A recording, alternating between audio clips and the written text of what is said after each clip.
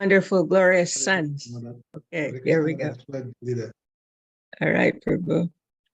All right, so Hare Krishna, dear devotees, please accept our humble obeisances. All glories to Jagat Krishna Prabhupada, all glories to Gurudev, all glories to Vaishnavi devotees. We thank you all for being here.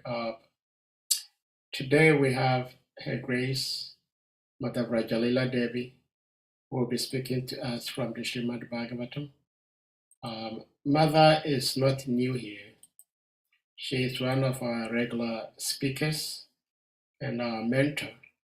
And we're very much happy to have her association after, I think, 2 months now, because the previous month there was a situation she couldn't be with us. So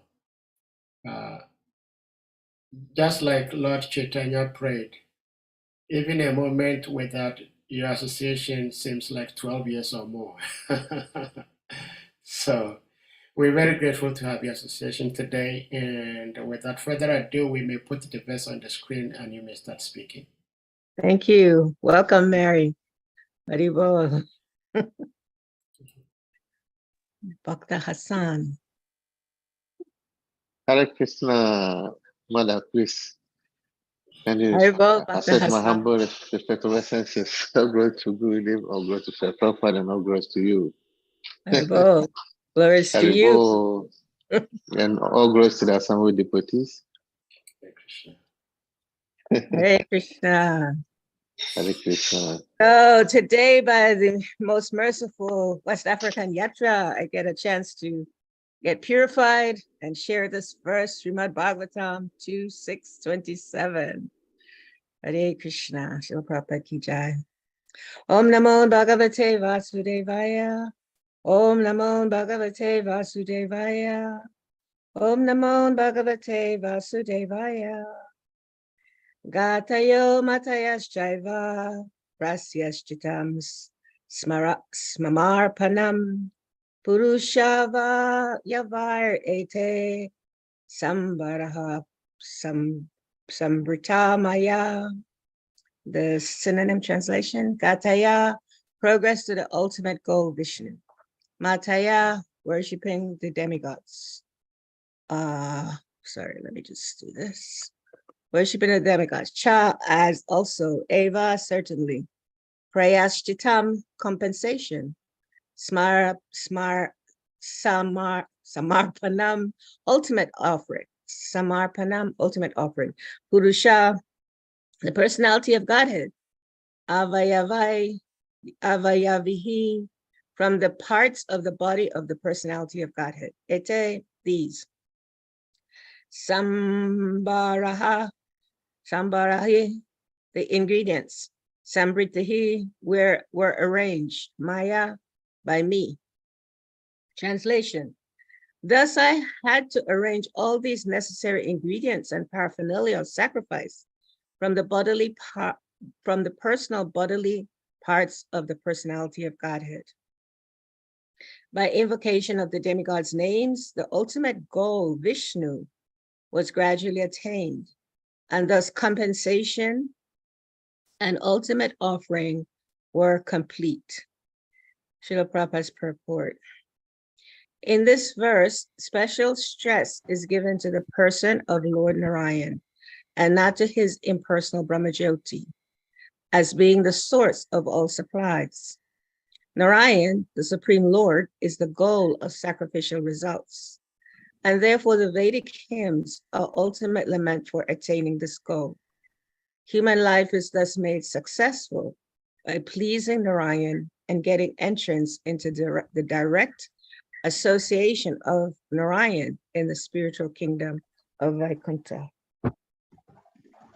Hare Krishna. Om Aganati Mirandasya, Ganagana Shalakaya, Chakshir Anmilitam Yena, Tasmai Shri Guruve Namaha, Shri Chaitanya Manovishtam, Savitam Yena Bhutale, Swayam Rupa Kadamayam, Dagati Swa Padantikam, Vandeham Shri Guru, Shri Yuta Parakamalam, Shri Guru Vaishnavamscha, Shri Rupam Sagrajatam, Sahagana Raghunatam Vitam Tam Sajivam Sadvaitam Sarabhutam Prajana Sahitam Krishna Chaitanya Devam Shri Radha Krishna Padam Sahagana Lalita Shri Vishakam Vitamscha Hey Krishna Karuna Sindhu Dinabandhu Jagatpate Gopesha Gopika Kanta Radha Kanta Namastute Tapta Kanchana Gorangi Radhe Vrindavaneshwari Vishabhanu Sutta Devi Pranamami Hari Priye Vanchakalpatarubhyascha Kripa Sindhubhya Evacha Patitanam Pavanebhyo Vaishnavebhyo Namo Namaha Nama Om Vishnu Padaya Krishna Prastaya Bhutale Srimati Bhaktivedanta Swamini Namane Namaste Saraswati Devi Gauravani Pacharine Nirvishesha Sunyavari Paschatya Deshatarine Nama Om Vishnu Padaya Krishna Prastaya Bhutale Srimati Bhakti Tirtha Swami Iti Namine Namaste Krishna Padaya Prabhupada Shitatmane Shri Gaura Karuna Shakti Bhakti Tirtha Iti Namine Shri Krishna Chaitanya Prabhu Nityananda Shri Advaita Gadadhar Shivasadi Shri Gaura Bhakta Vrinda Hare Krishna Krishna Krishna Hare Hare Hare Rama Rama Rama Hare Hare Hare Krishna, dear devotees. So okay, I was going to do the translation again. I have the book here, so I'll just do, okay, sorry. Thus, I had to arrange all these necessary ingredients and paraphernalia of sacrifice from the personal bodily parts of the personality of Godhead. By invocation of the demigods' names, the ultimate goal, Vishnu, was gradually attained, and thus compensation and ultimate offering were complete. Hari Hari Bol. So thank you. Thanks, Saha. So yeah, we're continuing with these beautiful translations in this chapter of understanding the words of Lord Brahma and understanding the creation, understanding Lord Vishnu. There's so many different themes in this chapter that is inconceivable, which is basically not so easy to understand. However, with reading Prabhupada's books and with hearing from Srila Prabhupada's representatives and with following the process of Krishna consciousness, then we get an opportunity to be able to get purified, to understand some of the messages that's being brought to us from SRIMAD Bhagavatam. So this is a purificatory process. And certainly I can say for myself that this is definitely purification, because these verses in this chapter requires kind of like a lot, I want to say it requires deep absorption, deep absorption, and hearing from sources as Srila Prabhupada. Only Srila Prabhupada could properly explain some of these themes that's in this particular chapter. What we're hearing about in this chapter is Lord Brahma. Where we are now is Lord Brahma is speaking. When I was thinking of Lord Brahma and how fortunate we all are to be able to hear from such a glorious personality about his process and what he did during that process, that time of creation, some of the things that was, that he had to immerse himself in. I was reflecting on Brahma being the father. Sometimes in our Krishna consciousness, we hear Srila Prabhupada is like a father. And certainly respective spiritual masters are like our father because they gave us, the knowledge. They gave us the understanding that we're not a part of the material energy, which is a huge, it's huge to have that understanding. We can see in our world today that most people don't have that. They don't have that understanding. Most people are still very much being controlled by the understanding of their body. And so as a result of that, most people in the world aren't able to rise above the different miseries and sufferings that may be there in the material world. And so Brahma is the father, the original father, that is bringing us this message of the Supreme Lord Vishnu. In this case, he's speaking of Vishnu because he's created from Vishnu. And Vishnu we'll talk about a little bit later, called Narayan.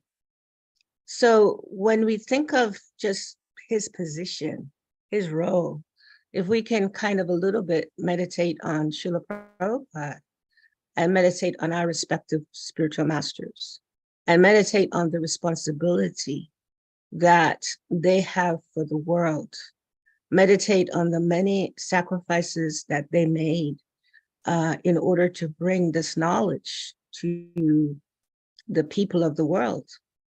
If we can kind of think of that and magnify that, those thoughts of our respective spiritual teachers, Srila Prabhupada, we can get a little bit of an understanding, at least I can get a little understanding of Lord Brahma and his enormous world, his enormous responsibility on behalf of Lord Vishnu. So here in this little text, which is really beautiful, it's small, but it's very, very packed.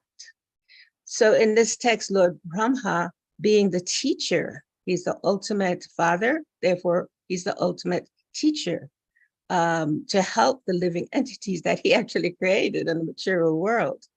And so this text is based on a part of our philosophical understanding. So the text is teaching us, Brahma in his, with his amazing intelligence, is teaching us about sacrifices and who the ultimate sacrifices made is to be given to. Who are we giving these sacrifices that everyone has to perform in the lives that we've been given? So here Brahma is realizing that, he has to perform some sacrifice. He was given, as we may know, some of you may know, this in his meditation, the Lord in the heart gave him this word tapa, right, which is austerity. And so he understood in his heart, because Brahma is being educated by the Lord in his heart. Just like sometimes in the material world, we may be so connected with someone that they can communicate with us in our hearts. And we have to be still enough to be able to have that kind of communication. However, I'm sure many of you in this Sangha has been able to have that kind of communication. Sometimes the spiritual master communicate with us through the heart by giving us instructions. We may not physically be hearing the spiritual master or seeing the spiritual master, but the spiritual master does give us instruction in the heart. So it's not, so far off to understand that the Supreme Lord gave instructions to Lord Brahma and in the heart. So Brahma has this tapa, he has to perform austerities, and he's trying to figure out, so many things. As we read this chapter, we begin to understand that he knows that everything is about the Lord Vishnu. He understands who created him. And so here we are in this verse, he's talking about how he's trying to arrange the sacrifice, and he realizes that he needs these ingredients, these paraphernalia. And he's sharing with us, he's teaching us that he got all of this from the bodily parts of the personality of Godhead. This whole chapter is talking about the bodily parts of the Lord Vishnu. And so he's explaining that because everything comes from Krishna, everything comes from the Supreme Lord, everything comes from Vishnu. Prabhupada explains to us, Vishnu and Krishna are non-different. There are a few things that are different, which we'll share, but there's not really any difference. Krishna, he expands, and we know there are many different expansions of the Lord. And this particular expansion, okay, sorry about that. this expansion is, let me see if I can turn this up. Okay, it's off. So these different expansions have different purposes, many different purposes. And so Vishnu's purpose, Narayan,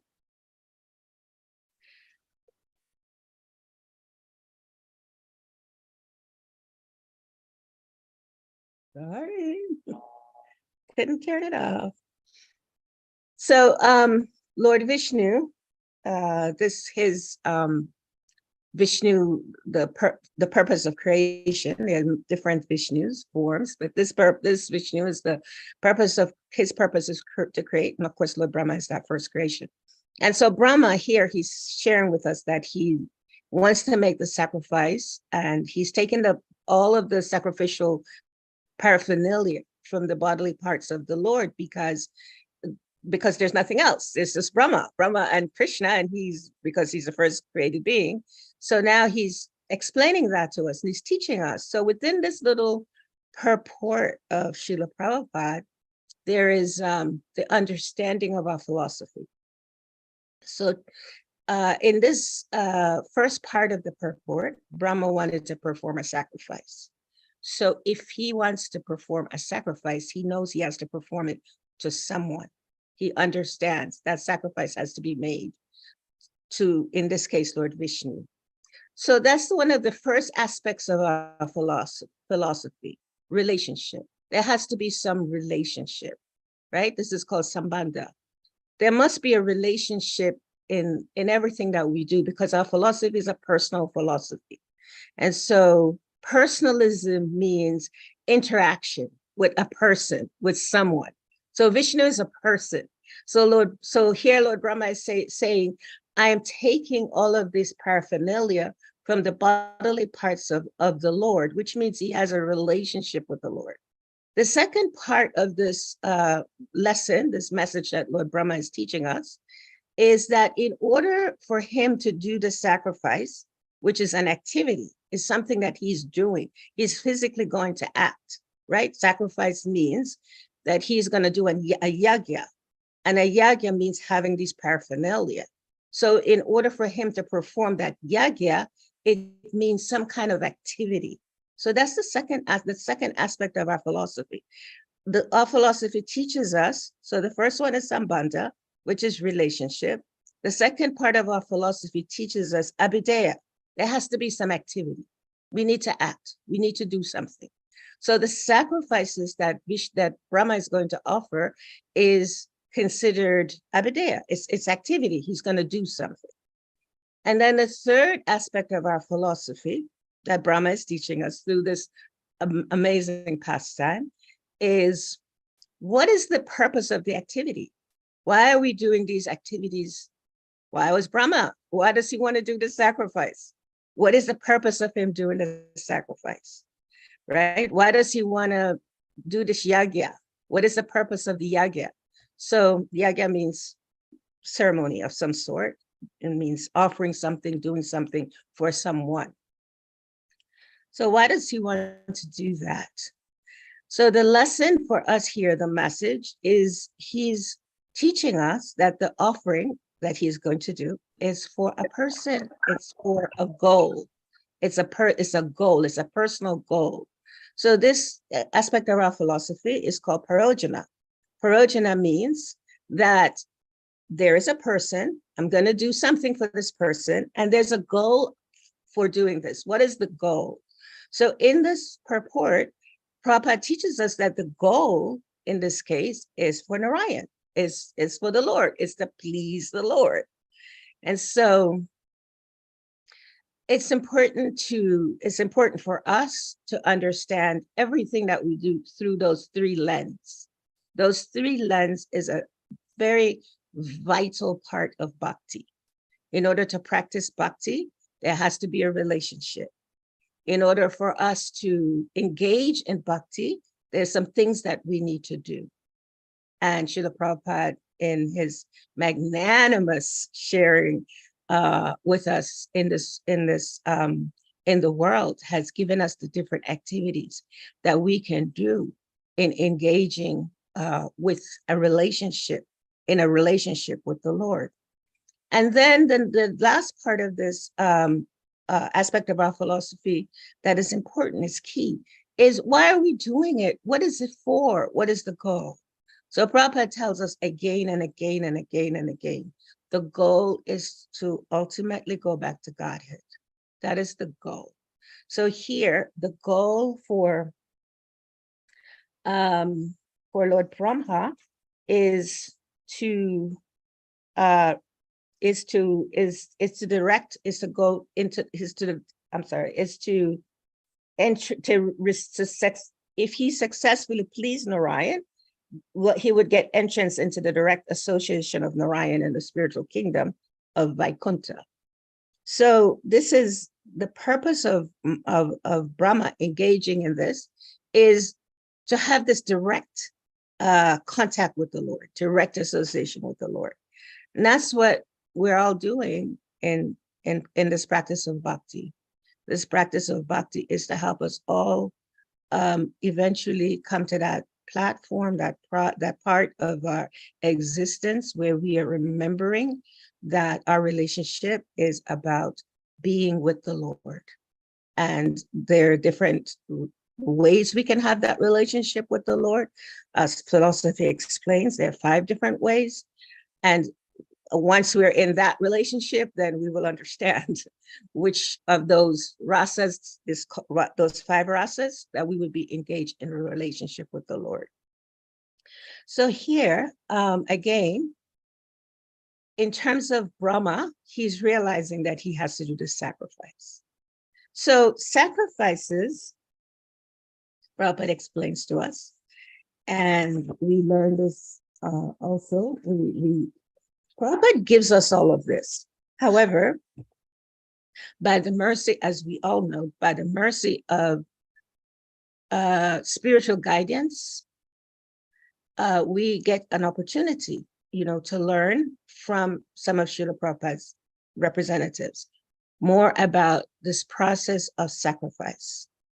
So this process of sacrifice, there's only 2 aspects to it. Either we are sacrificing everything for Krishna and, everything, our material possessions, everything that we have, everything we own, everything, we're offering to Krishna. How we do that is a different story. How we offer those things to Krishna, there may be different strategies for different people. However, there's a consciousness that everything is to be offered to Krishna. Or the other is offered to material energy, right? There's 2 ways. We offer to Krishna or we offer to material energy. So in this process of sacrifice, Lord Brahma is teaching us how to offer to Narayan. In this case, Narayan, Lord Vishnu. And he's explaining to us that, he had to get all the paraphernalia from the body of Vishnu because, as I said earlier, nothing else existed. So these 2 primary divisions of sacrifices that Lord Brahma is teaching us is the one where he is getting these paraphernalia because he's aware that everything is to be offered to Vishnu. And he's aware that he's doing this yagya, he's doing this tapa, perform this austerity, and he knows that the sacrifice that he's doing, the yagya that he's doing, he has to offer it back to Krishna. He has to offer it to Krishna. In our case, for example, if we just take the sacrifice or the yagya of initiation, there's a few of you on this call that are not yet initiated. And so when there's this process of initiation, which is actually one of my most favorite ceremonies in our Krishna consciousness, is to watch a person just take vows on behalf of the Lord and watch a person, just give themselves to service to the Supreme Lord. by making a connection with the Supreme Lord. So in that yagya, that yagya is a dedication of that person, understanding that now they have agreed to stop making sacrifices for themselves, stop making sacrifices for their own benefit, for their own mundane, for their for their mundane pleasure. They realize, oh, it's not so much about me. Although I'm important, however, they start meditating more on why are they important? What is the goal of this life, right? What is the goal? And so that's the prayojana. Before initiation, a person starts meditating like that. What's my goal? What am I supposed to do in this life? And so then that person realizes, by the mercy of a devotee of the Lord, can you turn it off? Yeah. Sorry. Great. My husband just walked in, so he's perfect for turning that off. So by the mercy of the Lord, and the mercy of the devotees of the Lord, a person gets an opportunity to then take those vows, to go to perform that sacrifice, to engage in that yagya, to give themselves for the service of the Lord, to offer themselves and saying to themselves, okay, that's it. I'm not focusing anymore and doing anything for myself, for my own personal self. This is one of the reflections that many of the disciples of Srila Prabhupada, when disciples of Srila Prabhupada are asked, what is it, one quality about Srila Prabhupada that captured you? What is something that really impressed you about Srila Prabhupada? And if we look at some of the memories of Srila Prabhupada, we will consistently hear that one of the things that impressed them about Srila Prabhupada was that he was not concerned about himself. He did not have so much, he was not in any way thinking about his benefits. How was he going to benefit from, we know that there's so many yogis that came to America, and that was a lot of the focus, right? Is how are they going to benefit from that? But that was not Srila Prabhupada's mood. Srila Prabhupada's mood was always how to be in service to his spiritual teacher and how to be in service to the Lord. Ultimately, that was his purpose. Everyone could see that. Now I remember in my own case, I tell the story sometimes of my own spiritual master. The thing that impressed me the most about my spiritual master, my revered spiritual master, His Holiness Bhaktitirtha Maharaj, was his selflessness. I was so much kind of just could not understand really in the very beginning how he so selflessly did things on behalf of his spiritual master, Srila Prabhupada. And so that was something that really captured my attention. And I always remember how, he lived in the very beginning when I met him, he lived, in a book room. He lived in a room where it was stacked with books. He didn't have a room. He gave all the rooms in the place where we lived to the different devotees. He didn't have a bed. He slept on a mat in that book room, and he didn't have a bathroom. He had to figure out in the mornings, taking baths in a place where there was no shower. So this is the kind of austerities that we can see. We can see this. We so many of the representatives of Srila Prabhupada, they performed so many austerities that made us like, wow, they're so surrendered to Srila Prabhupada. This is what attracted our attention. So in the same way, Lord Brahma, who is the original teacher, he's teaching us about that. He's teaching us how to do this. So here again in this, as we look at the different ways of sacrifices in our world, we'll see that there are people that they make sacrifices just for their own benefit. And one of the even in our philosophy, it's not like that's not authorized. I mean, we know that there are many people, Prabhupada speaks about this, that worship the demigods, and we can understand that type of worship of the demigods is for material benefits.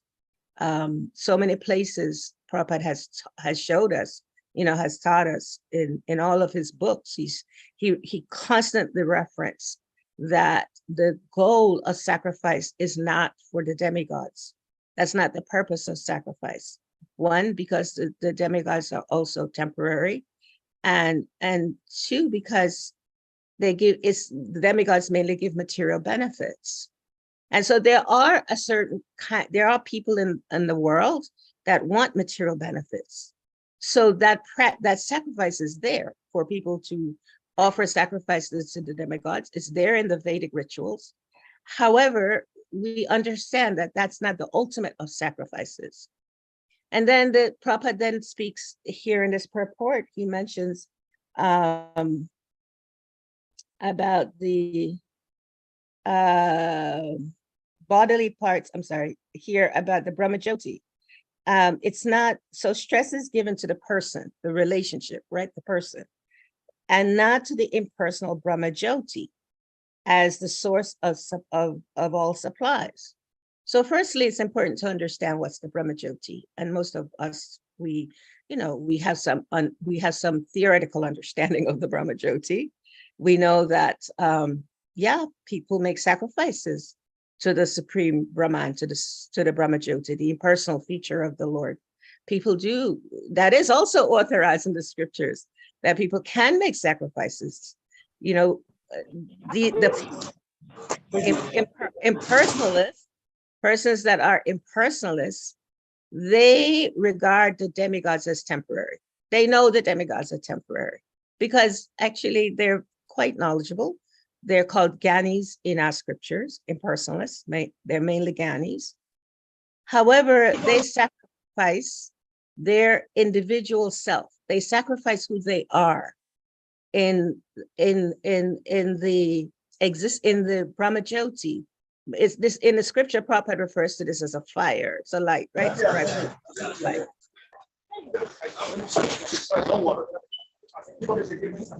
My dear, maybe somebody can mute that person. Thank you. So they sacrifice themselves so that they could merge into the existence of the Lord.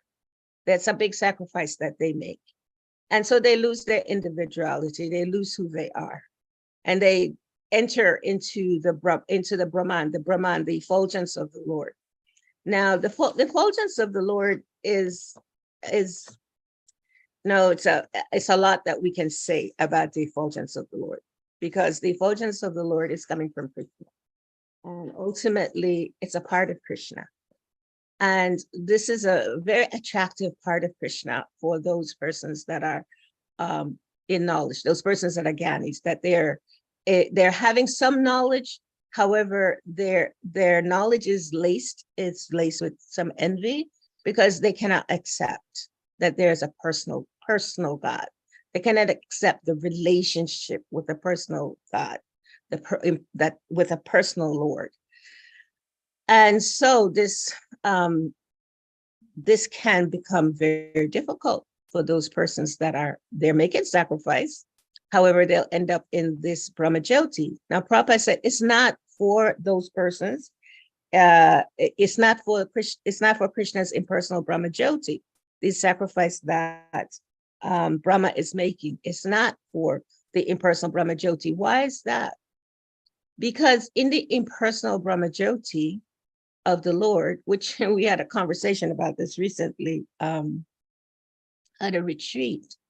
We were recently at a retreat for Vaishnavis, and there was a lady there that I mentioned this earlier in another conversation, that it was difficult for her to understand that God is a person. She was like, how can we say God is a person? What do you mean? I understand God to be existing everywhere. He's omniscient, he's light, he's, which is true. These are all aspects of the Lord. Actually, this aspect of the Lord, the Brahma Jyoti, is revered by many, many, many people because that's the knowledge that they have. However, that's not the complete knowledge, because Krishna explains to us that Brahma Jyoti comes from somewhere. It comes from it comes from the body of the Lord. It's the bodily rays of the Lord.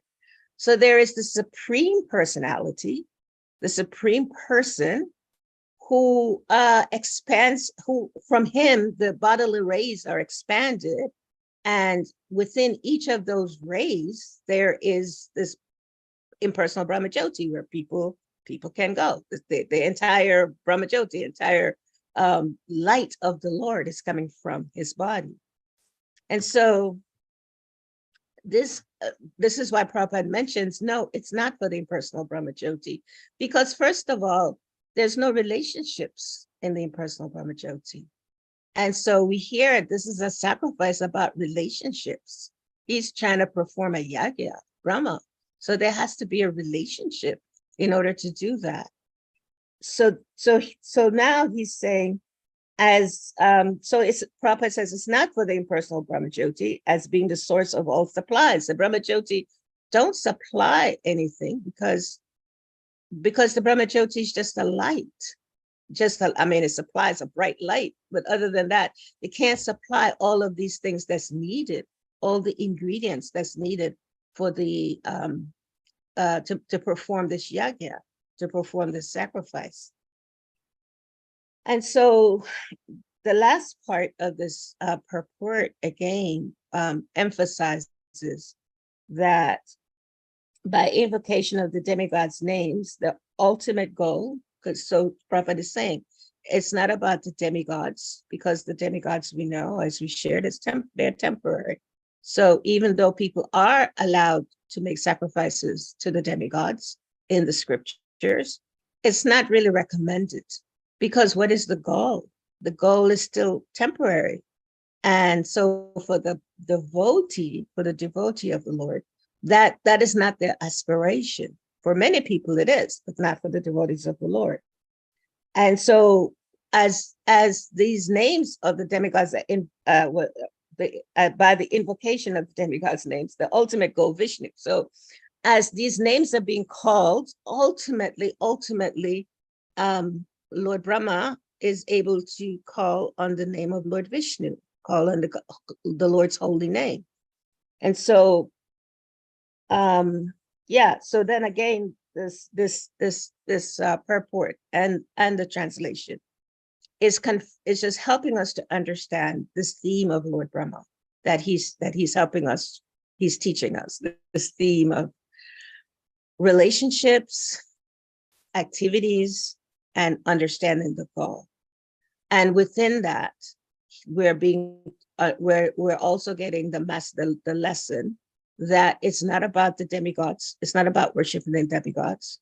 So people that there are people that say, oh, you Hare Krishnas, you guys, you worship many gods. I've been in so many situations like that where people, have a misconception of who we ultimately worship. And so there's speculation, because in the Hindu tradition, there are many different aspects of the Lord. So many people think, oh, you worship all of those aspects of the Lord. And we say, no, there are many expansions of the Lord, and even those expansions need to be properly understood. And from those expansions, there are also many different aspects of the Lord, because everything comes from the Lord, ultimately. Everything comes from Krishna. And that's confirmed in the Bhagavad Gita, right? Krishna tells that to Arjuna, that he is the cause of all causes, that there is no other cause but him. And so ultimately for the devotees, the persons that are aspiring to serve the Lord personally, they understand that, it's not about the demigods. It's not about the impersonal Brahman, because there's nothing going on there. There is there are people in that Brahman effulgence. However, Prabhupada says that those persons, they will also take birth somewhere else. They will come out of there and they'll take birth. And, at the time of dissolution, they'll take birth again. So it's not about the impersonal Brahman, because that's not the ultimate goal. And the ultimate goal for us is to understand this relationship with the Supreme Lord. And so here, it's interesting for me because this chapter for me is quite intricate, just to understand the impersonal Brahmajyoti. I could see why many people spend lifetimes just studying the impersonal Brahmajyoti and ending up in the impersonal Brahmajyoti, in the body of the Lord. I can see why some people get absorbed in the demigods, because they think that, the demigods can grant me, can give me all the material, fulfill all my material desires. So, there are people in the world that's who they worship. But the bhakta, the devotee, they're not, as I said, they're not interested. They're not interested in this goal. They're not interested in worshiping many gods. We often say, no, there's only one God. There's one God. And we may call God by different names for the Lord, but still, every scripture speaks about this Lord. They may not know, completely. They may not totally understand, all the nuances about the Lord. But most scriptures have some understanding about the Lord, except, of course, those scriptures that are advocating impersonalism. And there are some of those. So in terms of understanding the Brahmajyoti, because it's just so huge, I just wanted to share this Bhagavad Gita verse that says, those persons who fixes their minds and they engage it by linking in devotional service, if they just engage in devotional service without any kind of materialism, without wanting anything for themselves, they are under Krishna's control. They are fully under Krishna's control.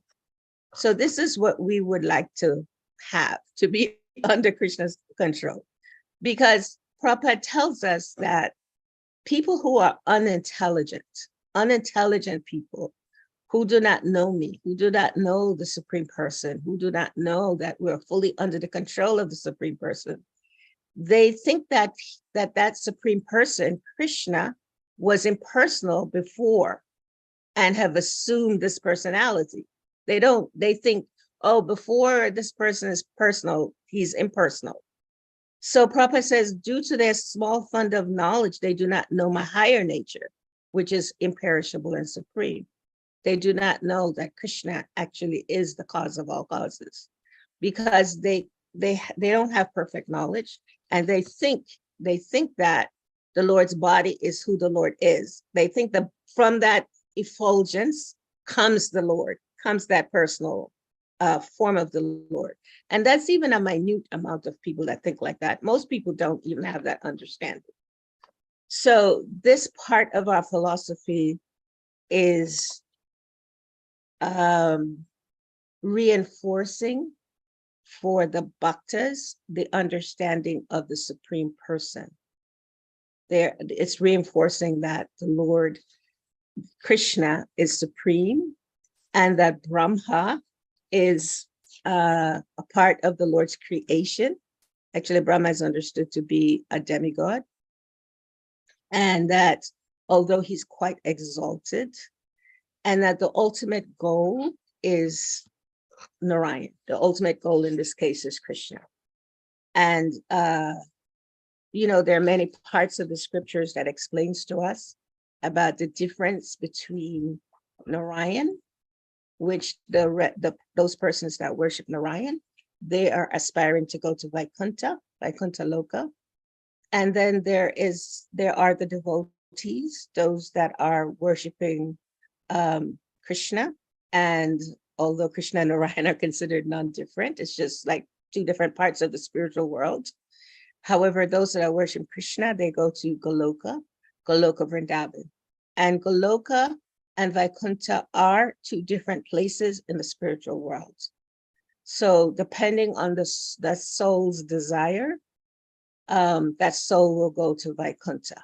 And that the basis of that is determined on the soul, is that soul. All of us are spirit souls. So we, by our desire, we determine whether we want to go to Vaikuntha or to Goloka Vrindavan. Now, Srila Prabhupada came to teach us how to go to Goloka Vrindavan. So even though this text is speaking about Vaikuntha, speaking about Narayan, Prabhupada has given us this deep knowledge of this personal aspect of the Lord Goloka, where Krishna in his two arms, his two-handed forms, playing the flute, where he lives, and how we can engage in activities with the Supreme Lord. He's given that to us. He's given us an opportunity to engage in Madhura Ras, which is the ultimate relationship with the Lord and the Lord's associates. However, there are persons that are aspiring to go to Vaikuntha, and Vaikuntha is where Lord Narayan lives, and that's a certain mood. And so Brahma is teaching us about Vaikuntha, teaching us about Lord Narayan. So both Vaikuntha and Goloka Vrindavan are beyond this material realm, and they're all spiritual. This they have in common. There are differences, and there's three differences that's been described. The Lord of Goloka is Krishna, and the Lord of Vaikuntha, as we said, is Narayan. And the inhabitants of Vaikuntha have a different spiritual sentiment than those that are in Goloka Vrindavan. They are in Vaikuntha, they have the mood of like awe and reverence for Lord Narayan. They're very reverential. And Vaikuntha, as we have learned from Srila Prabhupada, it's a spiritual place where there's definitely free from any kind of suffering, any kind of misery, because it's spiritual. And then last point that Prabhupada made is that the bliss that a person receives in Goloka Vrindavan is much more than the bliss in Vaikuntha. And that we can learn about more from the Brahma Samhita. We can learn more about what Lord Brahma is saying about that place of Goloka Vrindavan, because Brahma does mention some things about that. So I want to end here because this is a lot even for me, because it's quite philosophical, these verses. And how do I relate that to our everyday life, which is the mood of my spiritual master, is to understand that all of us has to engage in sacrifice. All of us has to perform austerities. We check with ourselves constantly to see, are our austerities, are our tapas, or our yagyas that we're doing in our lives, whatever they may be, the yagya of going to work, the yagya of raising families, whatever the yagya may be, is that for my own personal development, for my own motivation, or is that, to prepare me to serve Krishna? That is the mood that Lord Brahma is sharing with us. There was no one to get all this paraphernalia, so he got it from the body of the Lord.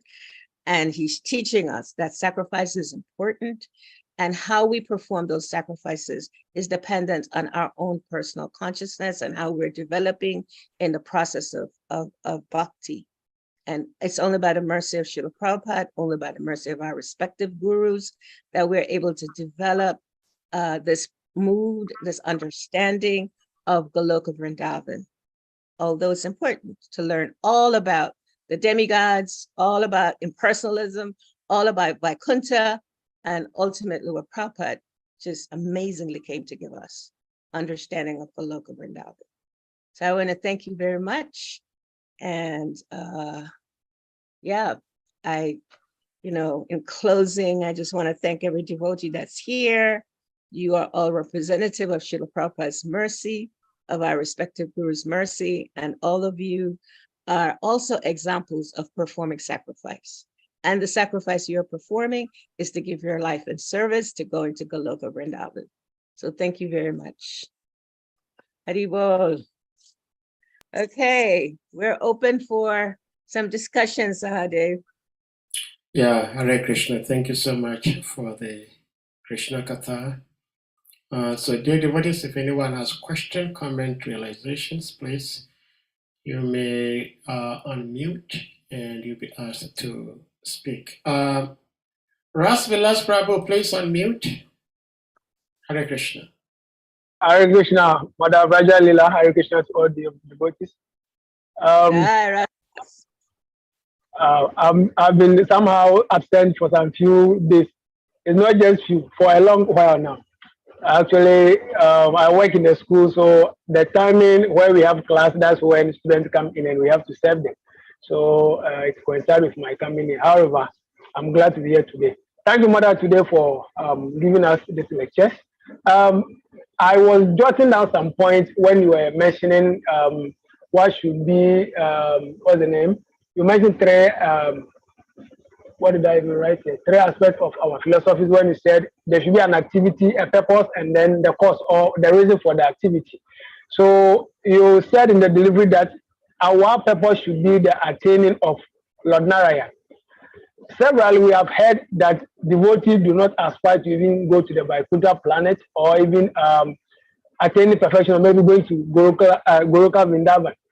So I would love to know what should be the mood of a devotee, because if it is said that the devotee always, because we are, it is said that devotees desire fulfilling prayer, and they always aspire to help or maybe deliver fallen souls. What should be the mood of a devotee? Because we have said that the devotee does not aspire to attain the Vaikuntha planet or even going back home to Godhead. So what should be the mood of a devotee? Where do we draw the line? Hare Krishna. I just want to have a clear understanding of this. Okay. Thank you, Rasa Vilas Prabhu, and thank you so much for teaching the children. That is so important. And so, you know, sometimes we don't realize how each of us and the gifts that we've been given is helping the planet. Just by you making yourself available, you're a devotee of the Lord. Just by, you know, someone, one of those children seeing a devotee of the Lord, they get benefited.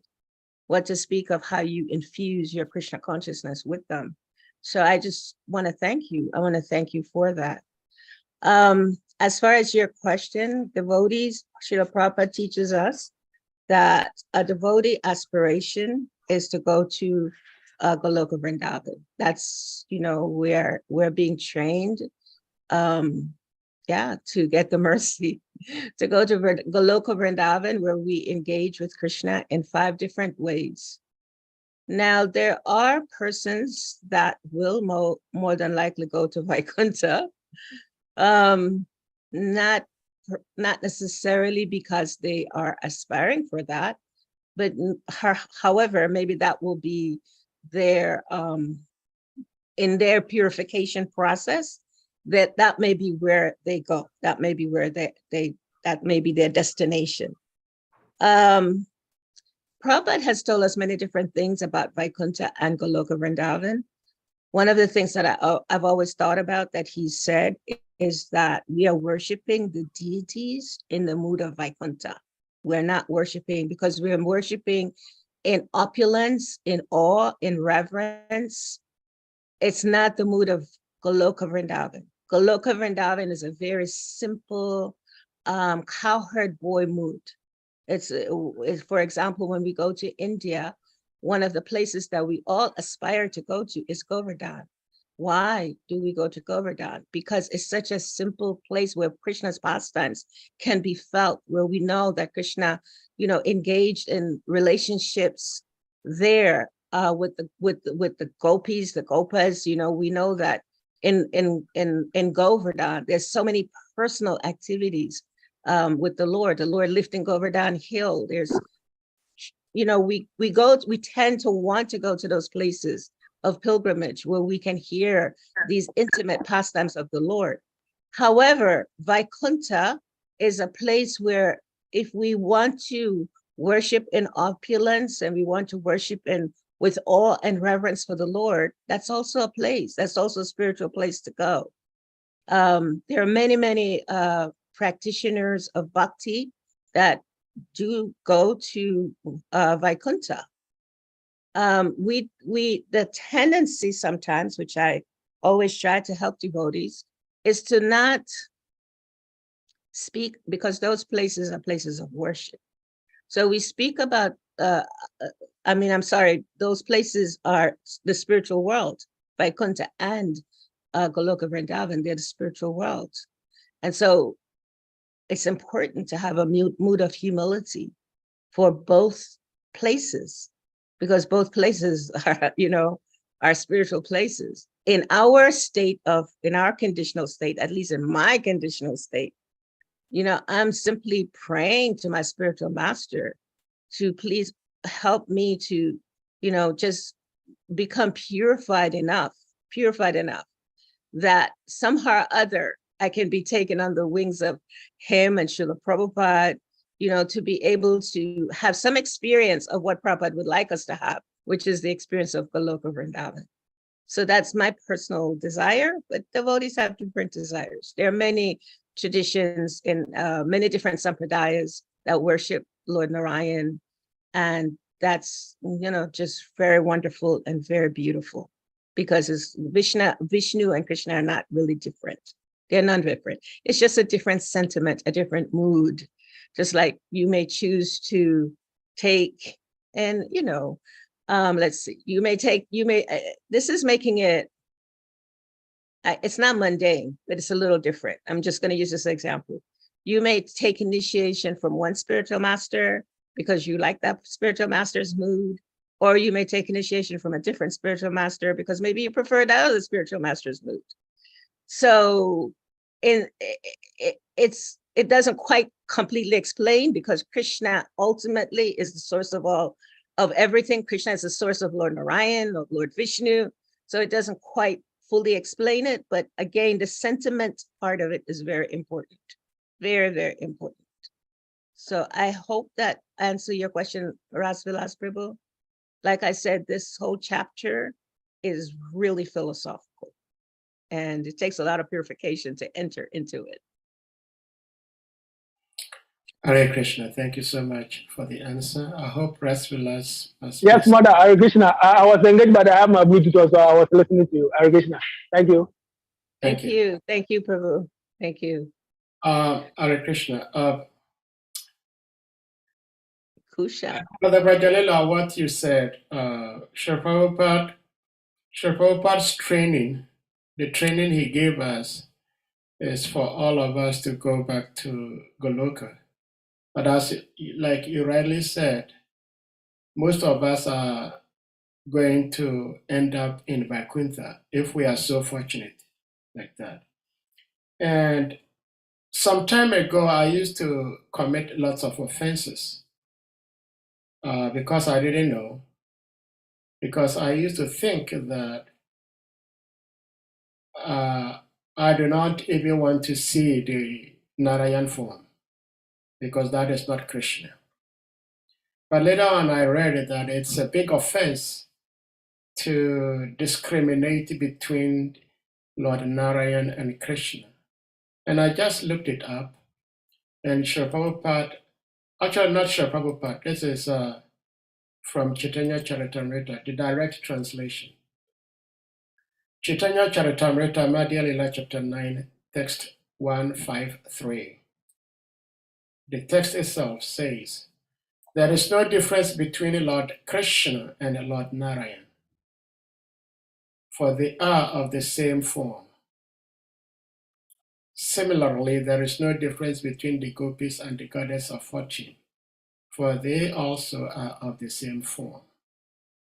So, whether we end up in Vaikuntha or we end up in Goloka Vrindavan, we are in the spiritual world, and that is where we want to be. We want to be in the spiritual world, period. That's my contribution. Hare Krishna. Thank you very much. Again, it depends on the intensity of our affection, our attraction, that will give us, either Goloka Vrindavan or Vaikuntha. Prabhupada also says that 80% of his devotees are just going to the heavenly planets. Yes. So I pray to just not go, Krishna, please help me. Yeah, Yeah, you're right. yeah. All right, Mighty Kusha is here. Kusha, please unmute. Mother Hare Krishna. Yes, Prabhu. Please, my question is somehow trickish. Prabhupada said his mission, ISKCON, will last for 10,000 years. So when devotees aspired to go to Vaikuntha or spiritual world, who will preach ISKCON in the next 10,000 years? If everybody is 10% now, if everybody is in Vaikuntha, or Goloka Vrindavan, Prabhupada prophesied that ISKCON will last for 10,000 years. Who are those that will stay here and preach Krishna consciousness? And that's first question. Second question, if I don't know philosophy, like to see the form of the Lord, to know how the Lord looks like, will it hinder me from going back to Godhead? If I don't know all this philosophical form of the Lord, different form of the Lord, the head, the hand, all these things, would I not go back to Godhead? as always, Sahadev rightly gives you a nice description. Mighty Kusha. And I really love that your picture, your profile. Yeah. When I look at that profile, yeah, I think of who will bathe the children if the mother isn't there, right? Children always need to get the guidance of the mother takes care of the children. So even if, I don't, as far as our philosophy says, we all are never gonna all go back to Vaikuntha, because, the thing about the pure devotees of the Lord, they have this amazing compassion, like Srila Prabhupada exemplified for all of us, that even if they have to come into the material worlds that are crazy as it is, they are willing to do that because they want to help the conditioned souls. That is our purpose, is to be able to help the conditioned souls. So Vaikuntha consciousness means even being in the material world, just making the sacrifice to help others to develop that mood of Vaikuntha consciousness, Goloka Vrindavan consciousness.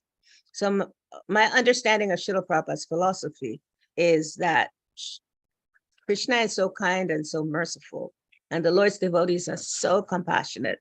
Someone will always be here to help the conditioned souls. That's our great mercy, right? Because even with us, Kali Yuga is just have us so intertwined in all of the different new aspects of Kali Yuga.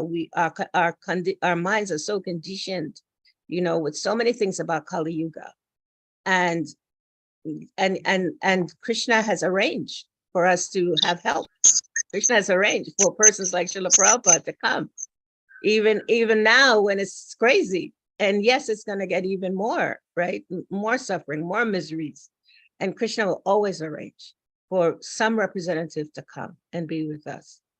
Now, I wanted to share something with you about the practitioners of spontaneous, loving, pure devotional service to Krishna. They reach Krishna's abode of Goloka. So somebody that's spontaneously loving Krishna, they have no desire for anything else other than to love Krishna. They're always in Goloka. They will definitely be in that abode of Goloka. Whereas those who practice devotional service following strict regulations, rules and regulations, that's called Vaidhi Bhakti, that they reach Vaikuntha or other spiritual planets. So persons that, they may be strict in their practice. However, if we stay, that's why there's so much now, there's a lot of controversy, a lot of discussions about Raganuga Bhakti, right? How one can move from this place of Vaidhi to Raganuga, which is to engage in spontaneous devotional service. It's difficult for many people because we are still so much conditioned, and many of us are not even on the, and I'll just take that statement back. I may not even be on the path of Vaidhi Bhakti what to speak of Raganuga, right? However, this is the statement of the sastras. Unless we come to that point of Raganuga, we won't go to Goloka Vrindavan. So the philosophy of bhakti is so beautiful because it always gives us an opportunity to check with ourselves constantly. Where am I in this process? What are my desires in this process? And so nice of you, Kusha, to really be exploring that on a very deep level. Where am I going to go? What am I going to do? What's going to happen? Yeah, so thank you so much. As always, I'm always nourished by your inputs. Thank you. So I don't know, the second part of your question, I'm not sure I answered that because I kind of forgot what it It's was. about, if I don't know the philosophy about the different forms of Krishna. If you don't know the Godhead? Yeah. Well, our scriptures also tell us, and I wish, I see that there's scholars here, and you guys, you can pull out those verses from Bhagavad Gita, pull out those verses from SRIMAD Bhagavatam, from Chaitanya Charitamrita, even from other books of Srila Prabhupada. Prabhupada has told us, and our respective gurus have trained us to understand, bhakti is in the heart. Right? Bhakti is in the heart. Bhakti gets awakened by a pure devotee of the Lord, or gets awakened by some aspect of Krishna consciousness, whether it's a book that start awakening a heart, whether it's a person that starts awakening our heart, whether it's prasadam that starts awakening our heart. Krishna arranges a way that our hearts can start awakening to who we really are. Once we get that awakening, that awareness, then we start wanting knowledge. We start wanting to understand more normally in most cases. And so, of course, the knowledge is available. And once we start studying the knowledge, we start having more of a deeper understanding of our goal. What is it that we want to do with our lives? What is the goal of our life? We start understanding the prayojana. I want to do something first of the day. I want to do something, but then who am I going to be doing it for? So we start having that, we get that knowledge to help us from a pure devotee of the Lord, or from Krishna sending some source, some way to help us. If someone doesn't have the theoretical, technical understanding about the Lord, in my experience, or in my understanding, that knowledge can be transmitted through the heart, just like how the knowledge was transmitted to Lord Brahma through the heart, or just like we heard the pastime of the person that was reading the Bhagavad Gita upside down, and when people were laughing at him because he's reading the Bhagavad Gita upside down, and his response was, I don't know, I don't remember if he was blind or he's just reading it upside down, and he says, I don't know, but when I hear about the Lord, it just, awakens this love. And so he wasn't even aware that it's upside down. So the Lord is in our heart, and the Lord can be awakened in our heart through hearing for sure about him, because he's so beautiful. And Krishna is, his qualities, just to hear about the Lord's qualities. It's important that we hear, it's important that somehow or other, the senses are awakened by something about the Lord. And that creates a desire. When our senses are awakened to hear about the Lord, to have some things revealed to us about the Lord, then we become eligible. And that's, we learn about eligibility in Nectar of, I believe Nectar of Devotion. Nectar of Devotion explains how a candidate can become eligible for the Supreme Lord. So there's different, for example, we talked about sacrifice. If a person is making sacrifice in the material world for themselves, and they're saying that God is in their life, but their sacrifices that they make is for their own personal benefit, more than likely, God will not be revealed to them so much. More than likely, because sacrifices mean doing it for the Lord. Once a person gets awareness and starts making their sacrifices, even their desires, if they start making a sacrifice to change their desires from mundane, fulfillment to trying to incorporate God in their life, then that sacrifice will be seen and will be heard for sure. Because Krishna is available for everyone. When we turn to him, then he makes himself more available. That's my understanding. We had some scholars on this call, so I would like to But check Mother, in. sorry, just 2 seconds. We also Yes. know the Brahmana and the cobbler who Yeah. doesn't know philosophy. Yeah, The I was Brahmana think- know all I the was forms of thinking about Krishna, that. but they didn't have faith. So I'm- when we read too much scriptures and know so much, it also gives a kind of false ego, and one is not humble like the Brahmana. Yeah, because it's not just through the scriptures, a reading of the scriptures. Anybody can read the scriptures. We need to read, it's one of the things that we hear. I think they're teaching Bhakti Vaibhav in Nigeria, right? Or in Ghana.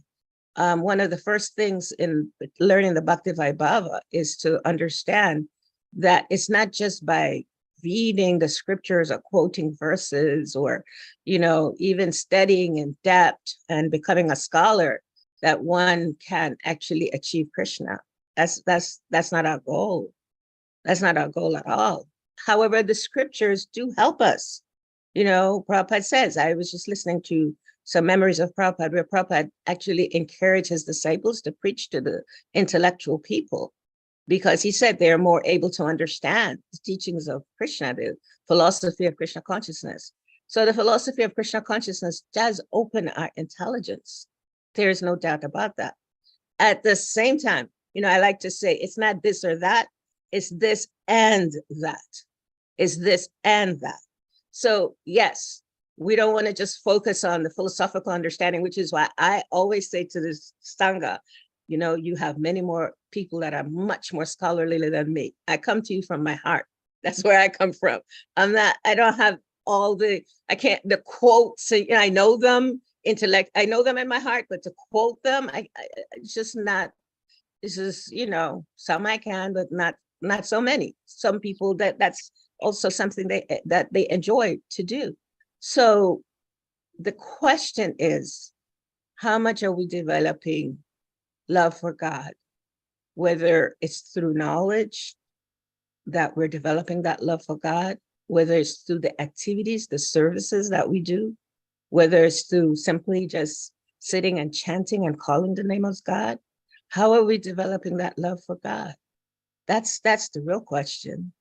And how can we tell if we're developing love for God? How can we tell that? Well, simply by understanding that we are giving up material desires.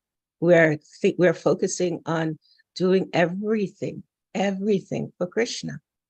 That's the point. When we're realizing everything I do is for Krishna. From the time I open my eyes, I'm just thinking of Krishna till I close my eyes. I'm in activity. I'm in abhidaya, doing activities on behalf of the Lord, because I understand my goal, because I want a relationship, right? If we have those three things, sambandha, abhidaya, prayojana in our consciousness all the time, as we're going through the purification process, then Krishna will be there. It's not about, the Sanskrit verses. There's many of Prabhupada's disciples that were proficient, expert. They were so expert in Sanskrit that they started seeing mistakes that they said Srila Prabhupada was making. That's how intelligent they were. They started criticizing their spiritual master. So yeah, that's not our goal. That's just not our goal. At the same time, it's important for us to explain to the intellectuals, to the scientists, to those people that can only be captured by understanding higher philosophy. Thank you. Hare Krishna. Thank you, Prabhu. Thank you for the question, Krishna Prabhu, and thank you so much for the answer, Madam VRAJALILA. I don't think this will appease some devotees who already hold on to their own opinions.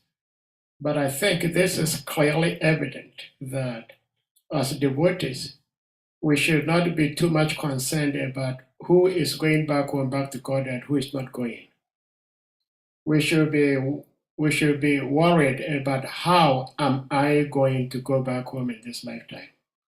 Someone else is going back is none of our business. And it is not dependent on anything but Krishna and his pure devotees. So in the case, like Kusha Prabhu rightly said, in the case of the cobbler and the Brahmin and Narada Muni, everybody would have assumed that the Brahmin was going back home. Yeah. The cobbler did, and the Brahmin didn't. Of course, eventually the Lord said he would, but the cobbler was going right after leaving the body. So we better be careful. Keshava Prabhu, please unmute.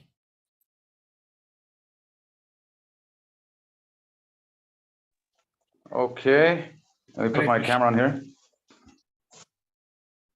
You Okay, ready? can I be heard okay? Can you hear me? Yes, we can hear you, we can see you.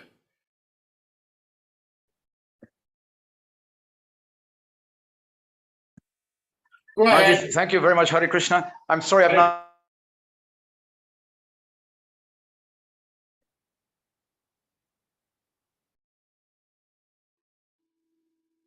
All right, now it seems your internet is messing you up. You may turn off your video, please. If you can still hear me. Present in your class, so but my question, okay, or at least hopefully a year. Can you hear me? Yeah, go ahead, please. Go ahead. Okay. Yeah, I'm just wondering if there's some way that we could get the books of Bhakti Tirtha Maharaj printed here in Ghana at a price that makes them easily accessible to the common man. Everything is possible. I know. Always possible. Yeah. You know, it takes relationship and it takes activity and it takes a goal. Somebody's got to have the goal, somebody's got to do the activity, and there has to be some relationships, right? So we're willing, there's relationships on this end. What's the activity to do it? Who's willing to, you know, pay for it? What's the goal? Well, how they're going to get it out? The thing is, you know, I arranged for 1,500 copies of a certain book to be printed here in Accra. And I was away from Ghana for a while. When we came back, 95% of them had been distributed. So I just can't help but feel that Bhakti Tirtha Maharaj's books on leadership would be really good if we could print them at I mean, if we had the printing rights here, maybe I shouldn't ask you this in public, but if we had the printing rights here, we could get them printed at a very low cost. I would say $1, $1.25 each. So, you know, printing at that cost, we could easily put them in the hands of the common man. Prabhu, we are willing to give every rights that anyone needs to get those books. Oh, wonderful. Thank you so much. Thank you so much. Yeah. All right. HARE Press is always eager for the books to be printed in different languages. Yeah. However, yes, that's our goal. So please let us know. Okay, And so I'm not sure. Yeah. Go ahead. No, you go ahead, please. You go ahead. Well, I was going to say, I'm not sure you're the person that I see that posts a lot about different activities going on. I think in Kenya. Is that you? Yeah. Thank you My wife. Yeah, we were in Kenya for about a year or so, and things just long story. So we decided. I mean, we met with Srivas Prabhu in Mayapur, and I was here a couple of years ago for 4 months. So my wife and I met with Srivas, and both, you know, he and Sulochana encouraged us to return. And he said he would like us to help a little bit with school preaching, book distribution, and possibly with running of the restaurant. But my wife's heart is.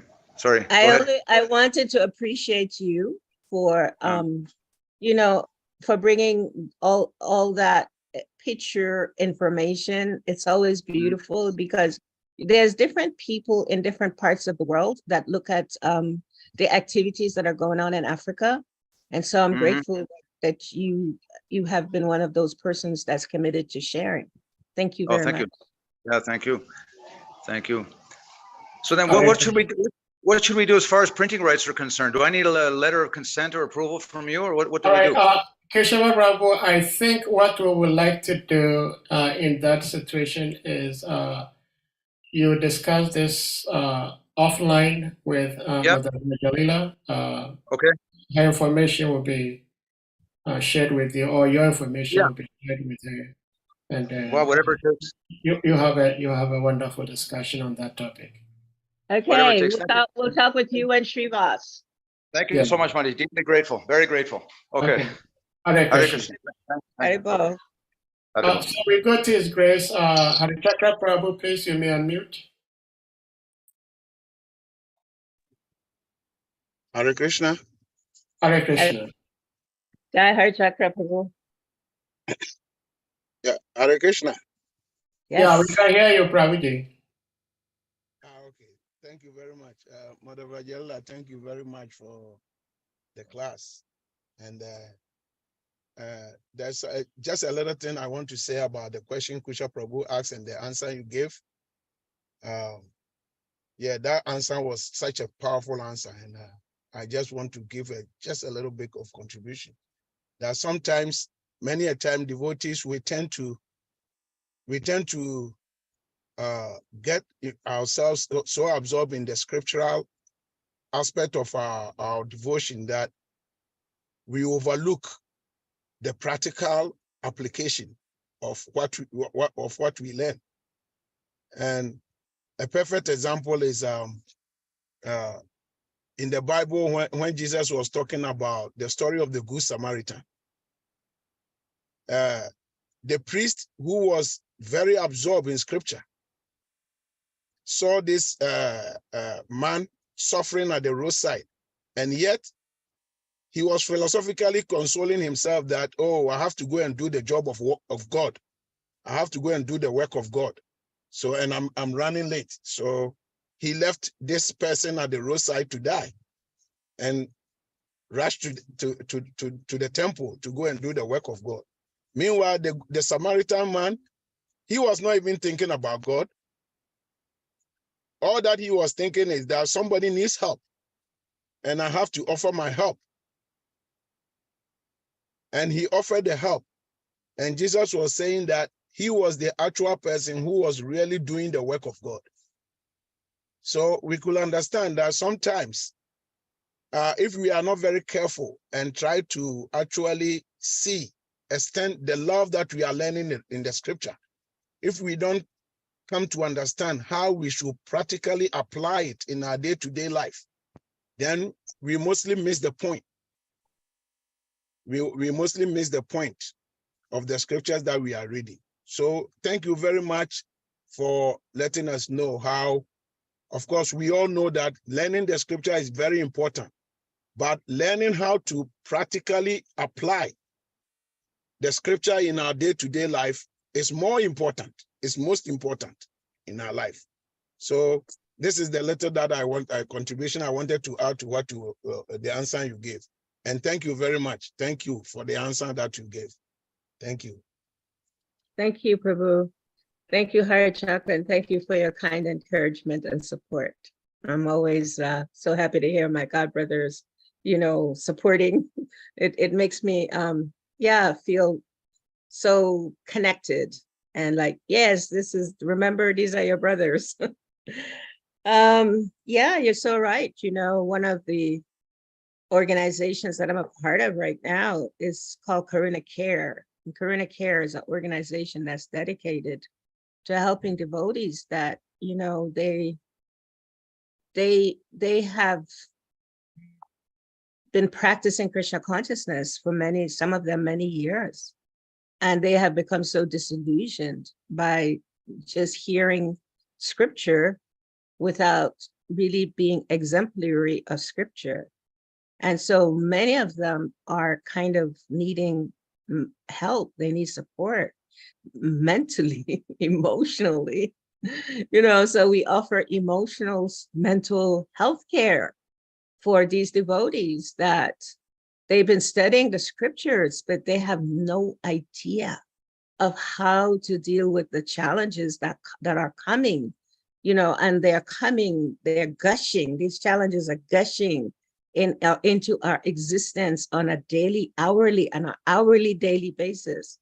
Many of these devotees have been hearing the philosophy for years and years and years, and they have become so disillusioned by lack of practical application. So we are very, very fortunate in that we had a spiritual teacher that from the very beginning, and this actually is coming from Srila Prabhupada. You know, His Holiness Bhakti Tirtha Maharaj, of course, he immersed himself in bringing to us the understanding, the spiritual and the material side by side, as the Sri Upanishad share with us, nescience and transcendence side by side. Bhakti Tirtha Maharaj always focused on helping us to understand that. So it's so hearing about the different challenges that people are going through right now because of lack of practical experience or practical understanding of the scriptures. We don't so much have that problem. Those persons that were trained by Bhakti Tirtha Maharaj, unfortunately, many people were not. And so their absorption in the scripture, which is a purificatory process, you know, have helped them to a point. And then when they come to that point where they get stuck, then they develop some, you know, emotional concerns. Their emotional health becomes very much affected because they don't see examples for practical application of basic things in our scriptures. And they see a lot of cheating and so many other things. So we have an organization that's dedicated to just helping devotees like that, which is quite incredible. I mean, we teach people now, you know, how to understand their feelings. You know, we teach people how to understand trauma.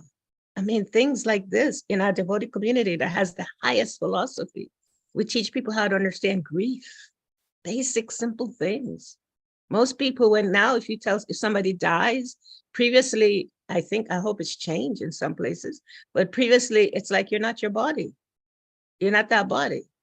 Nobody knows how to apply that philosophical principle. You're not that body. Does that mean having no emotions, no affection, no care, no way to help a person to get over what they might be experiencing? Don't lament. So we take things out of context in our scriptures. And unfortunately, devotees suffer. So yeah, thank you so much for that sharing, HARE Chakra. This is very dear to me, very, very dear to me, that we learn how to, because this was what my teacher taught me, how to take every philosophical point and apply it in our lives. See how it works, test it. Yeah, make it practical. Thank you. Hare Krishna, thank you for the response. If anyone has questions, comment, but I have an opinion or say a suggestion to give. Of course, who am I? It's just my suggestion to what HARE Chakra Prabhu beautifully shared, that there may be two people. One has not eaten from 6 a.m. to 6 p.m. The other person has also not eaten from 6 a.m. to 6 p.m. So in effect, we can say both of them have fasted. But if we go deeper, we may realize that one had not eaten from 6 a.m. to 6 p.m. because he does not have the opportunity to afford any food to eat. He's very, very poor, and he had no access to food. And the other person has plenty food, yet he has decided to observe a fast. So there is differences in consciousness. So if someone is doing philanthropic work, it's good, but without a proper consciousness, that philanthropy cannot take us very far. Because we know lots of atheists who do lots of philanthropic work. Their philanthropic work eventually will help them in their next lives, but that will not be sufficient enough to take them to a very, very higher platform. But just the text we just read now, it says it's a gradual steps. So such gradual step, eventually there is no loss, there is no diminution. But if one knows Krishna, and based on his knowledge of Krishna, he does something good for another fellow, that carries a lot of potency. That is my opinion. Hare Krishna. Haribol. Thank you, Saha. Thank you very much. Yes. You're just so on it in terms of this and that. We just really want to emphasize philosophy and practical application. Both are important. And it's important as devotees to learn how to make that combination. You know, Prabhupada, he made the most sacrifices. He performed the most sacrifices. Well, you know, there's pastimes of Srila Prabhupada, you know, writing his books when devotees are sleeping. Devotees are all sleeping and Prabhupada is writing because he knew how important these books were for humanity at large. He gave us 7 purposes for his ISKCON. One of them are these books and how important they are. So we don't want to minimize the books. At the same time, Prabhupada taught us, he showed us by his example, he had no motive. He was not into any profit, adoration, and distinction. He was compassionate. He was loving. He brought excitement and enthusiasm in people. He developed that in devotees. He gave devotees ways to understand how to be happy, how to be free from pride, how to, you know, but just by showing how he would give cookies to children, that would awaken the heart of love in devotees. So the philosophy is to be practically applied, and philanthropic activities, as Sahadev is sharing, is different from a devotee actually engaging in activities to awaken the love of Krishna. That's quite different. Philanthropic activities are actually activities that are performed by people in the mode of goodness. It's important, as Sahadev said. However, if it doesn't have the foundational understanding of loving God, then at best, somebody will take birth with a consciousness of the mode of goodness. So yes, devotees, in most cases, need to come to the mode of goodness. In most cases, devotees are not, many devotees are knowing the philosophy, however, not able to practically apply the philosophy in the mode of goodness.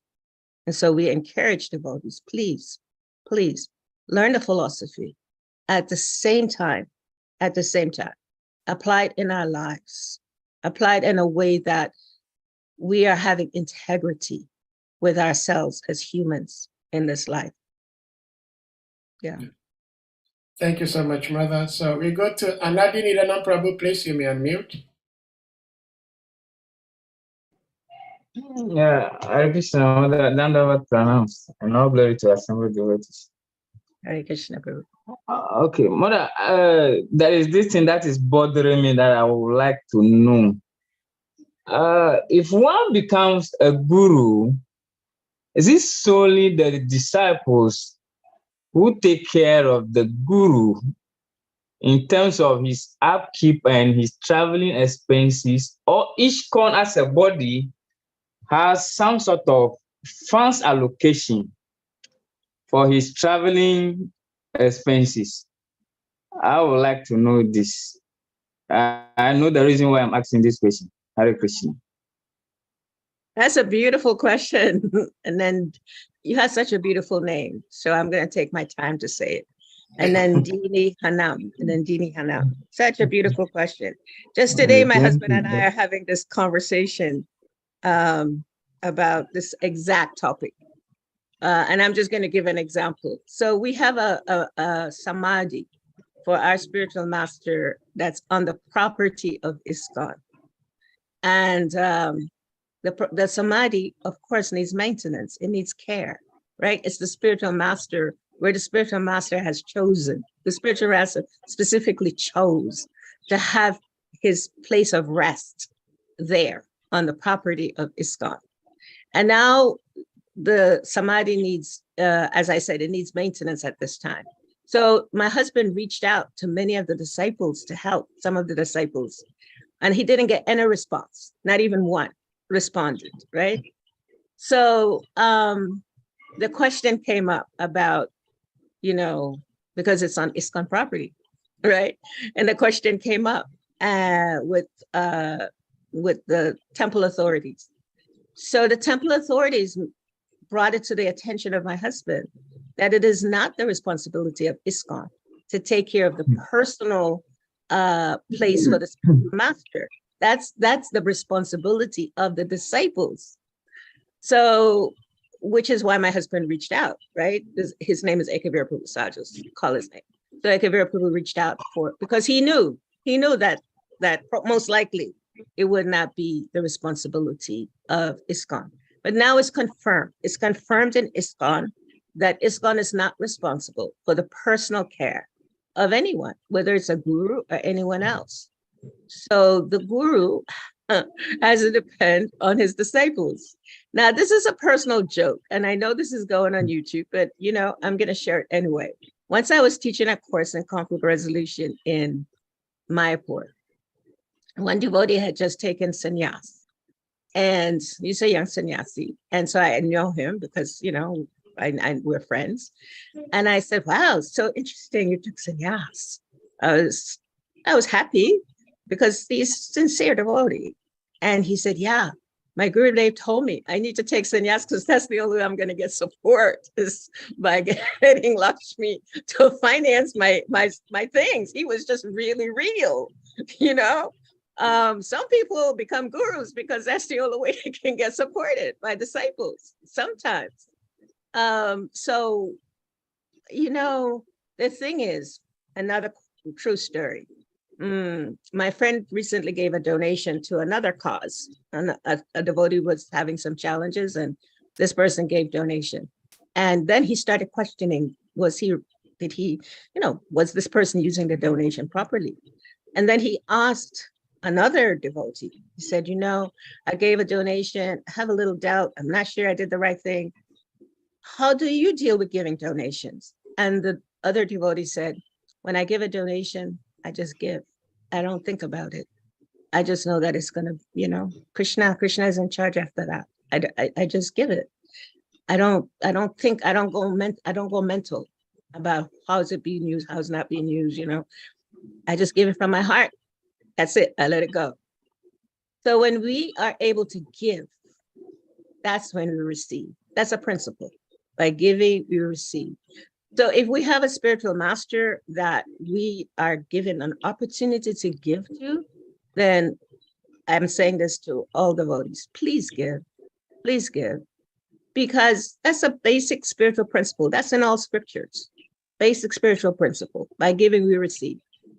Now, if we don't have it, we can't give it, right? We don't have it, we can't give it. Do we depend on the institution? When I was involved in management of the institution, when I was involved in GBC activities, I can tell you, the institution doesn't have money. Doesn't have money usually.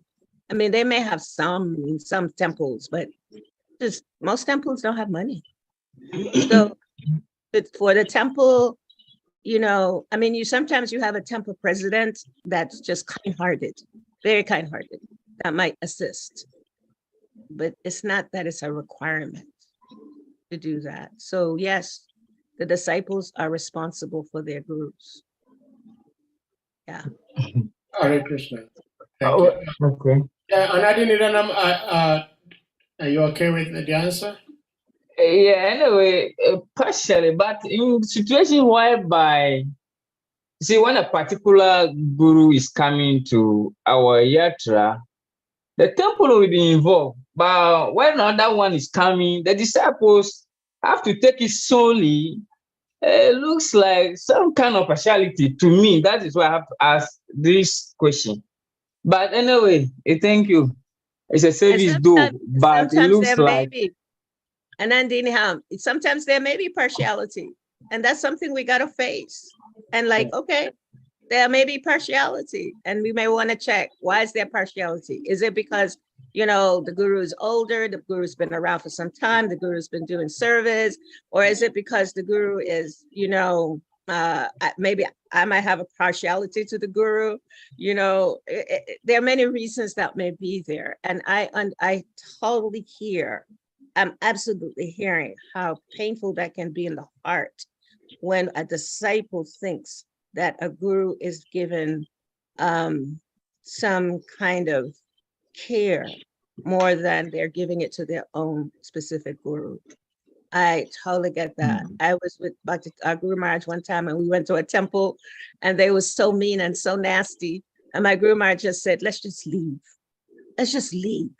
And I was shocked because he went there to do a program. And I was like, just leave like that? He said, yes, let's get back in the car and leave. And we left. We just left. That was his mood. And everybody have that mood. So yeah, there's partiality in our movement. And just that we face it, you see, because if we don't face it, then we're going to keep it inside. And what it's going to do is create some mental imbalance or some physical imbalance. Let's face it, there is that. It goes on. Yeah. Anyway, thank you very much. Yeah, thank you so much for your question. In fact, I'm really grateful Nadine and I'm asked this question, because I had read what Ekevira Prabhu had posted on the Gita Nagari platform, and I meant to reach out to him and I forgot. So it's good this has been a reminder. So I'll give him a call sometime today. Thank you. Any devotee with any question, comment, realizations? Maybe one more, because we've been here for about 90 or so minutes. Well, Mother Vraj, we can't thank you enough, as always, for your motherly affection and devotion and the willingness to share your love with us every single time we have the opportunity to have your association. We value it a lot. And at this point, Kusha, you have something to say? Please unmute. Yes, Mother, I just want to comment on the Samadhi of Bidishram. So I don't think it should only be limited to the temple where the Guru is put, or disciples. Sometimes you have to reach out to well-wishers, people you know. So if you don't mind, you can share the link, you can share whatever you need. This help to sort it out. Thank you. Hare Krishna Prabhu. Sambandha, relationships. Thank you. Hare Krishna. Hare Krishna. We're grateful. So at this point, Mother Vraj, if you have something to round up, otherwise we're going to bring this to a close. No, I'm just really grateful that I can, somehow share. I'm thankful to Anandini Anam Prabhu for sharing your heart. I'm so very grateful. Devotees, that's what we need to do. We need to express ourselves. And when we, feel uncomfortable, when there's some uncomfortable feeling within us, please express it. Please share it, because this is what we need to do with each other. And, I think one of the things that is so important, especially in Africa, is for us to really support each other, especially in Africa, because everywhere. However, in Africa, there's so many of Bhakti Tirtha Maharaj's disciples that have taken on such huge responsibilities. So it's important for them to be supportive of each other. Thank you. So at this point, we're going to humbly request all the devotees to kindly unmute, and we all chant Hare Krishna Mahamantra to express our appreciation to our revered speaker, Her Grace, Mother VRAJALILA Devi Ki Jai. Hare Hare Krishna, Hare Krishna, Krishna, Krishna Krishna, Hare Ram, Hare. Hare Hare Ram, Hare Rama, Rama, Hare Hare Rama, Rama, Rama Rama Rama, Rama, Hare Hare Hare. Hare. Jasa, Pasi Pasi bebe, Lukas, bata. Mati sana. Sana, Guru Namaha. Sri Vrajalila Mataji Devi Dasiki. Jai Hare Krishna. Thank you, dear